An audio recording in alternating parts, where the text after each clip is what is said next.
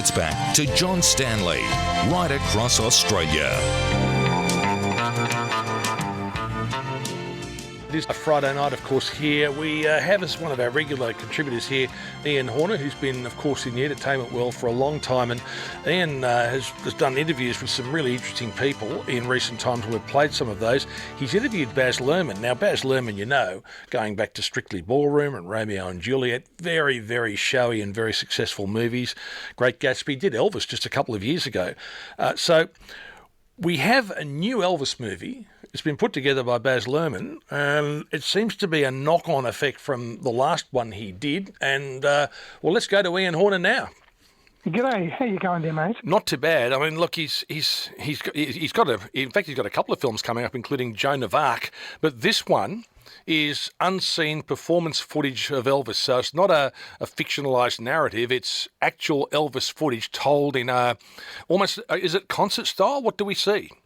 You see lots of concert vision, and you see lots of backstage chat, and you see him talking with his band and with his fans and his producers. In fact, everybody who's important in his life in a casual, non-threatening situation, which is really good because you see him in a way that we haven't seen a lot of him before. He's very relaxed and candid. But if anyone was going to make a film about Elvis Presley, who better than BAZ LUHRMANN? I mean, he's got all the creds there. But to make his second film about Elvis was pretty special. And what actually happened was he found this footage by accident when he was doing his research work for Elvis the movie, the dramatized story. And he finally got permission to actually work on it. And he had to chase up a whole lot of different people who had the rights to certain pieces and other bits and some of the songs. And he finally convinced them to give them permission to work on it. So then he got hold of Peter Jackson, the famous New Zealand director, who's really good on restoring old footage. He's done quite a bit of that himself. And he worked with BAZ on restoring this vision. Now, he made it quite clear they didn't want to use AI. They didn't want anything that was conceivably false or fake.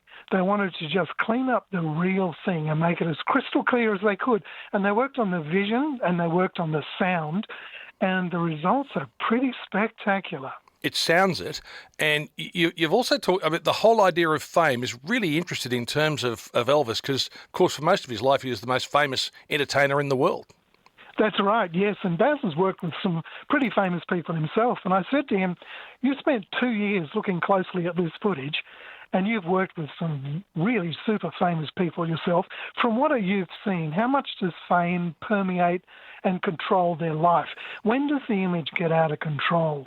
I think when it comes to, there's but a few icons at that level. They're more than just singers or performers. They become culture. And they never are able to have the relationships that we have. Now, I worked with Prince twice, and I knew Michael Jackson. And then there's Elvis, and at that level of fame, loneliness sets in. And the only real love you trust is that coming across the footlights. The loneliness of being godlike. We're caught in a trap. Of being that famous. I can't walk out. We all have this feeling of what could we do to make sure that fame, that loneliness doesn't destroy you? How could we help? I'm not sure anyone could, but certainly having good people around you that can ground you and intervene and all that would, I guess. I can't answer it because I don't know if that's solvable. What did Prince, Michael Jackson and Elvis have in common? Well, they were all insanely famous from a very young age. And they all had such a profound love by their fans. They all had a power of music and they all, as they got lonelier, ended up, all believed and said, well, I don't do drugs, but they all had an addiction eventually to prescriptions. And that was about, I think, numbing themselves between the moments that they could be on stage. I mean, Elvis was doing 3 shows a day. There's a pattern there, and I don't want to say this in any way as a judgment, because none of us, no human beings are them. And that is a very rarefied air to be in, to be that famous, that iconic. And all of them were at their most comfortable when they're on stage, giving their all to an audience.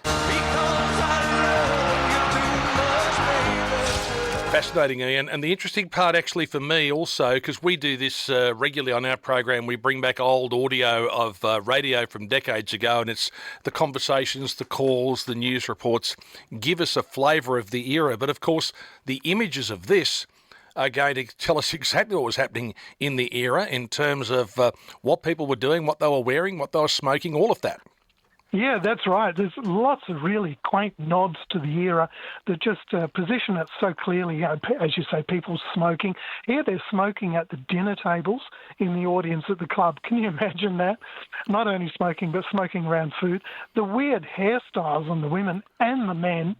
But most of all, you've got the outrageous jumpsuits that Elvis wears on stage, in every shade, in every pattern, and looking even more incongruous off stage, was surrounded by people in street clothes, and there he is looking for all the world like Batman in a Batcape. Now, Baz is married to Catherine Martin, and she's the costume designer for all of his films, and won heaps of awards for it too. I asked Baz, what does Catherine make of all the jumpsuits?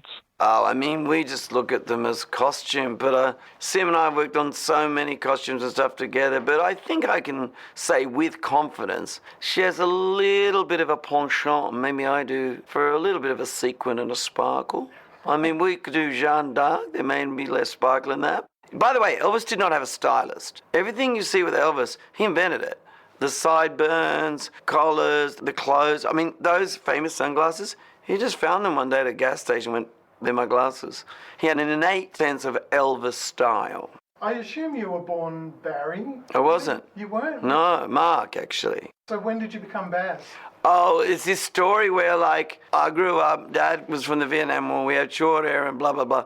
And I had top molt, and I run away, and I go to this, suddenly from a quite progressive school, to this all-boys college, Christian Brothers College. And anyway, I suddenly grow my hair, which was super curly and very, like, out. And I never cut it because I finally kind of grow my hair. And so they used to call me Basil Brush as a sort of put down. Then they called me Baz for short. It was a nickname. And I was kind of a bit of a mythomaniac, I suppose. I went like, I'm going to brand myself. So to thwart them, I go into Depot, and 19, I changed my name to Baz legally. And I put the two names together, Baz Mark. Thanks very much, Mark. Very cool. Wow. I wasn't aware of that. You learn something on this program every single week, Ian. That's extraordinary, isn't it? That's really useful information, isn't it? Yeah.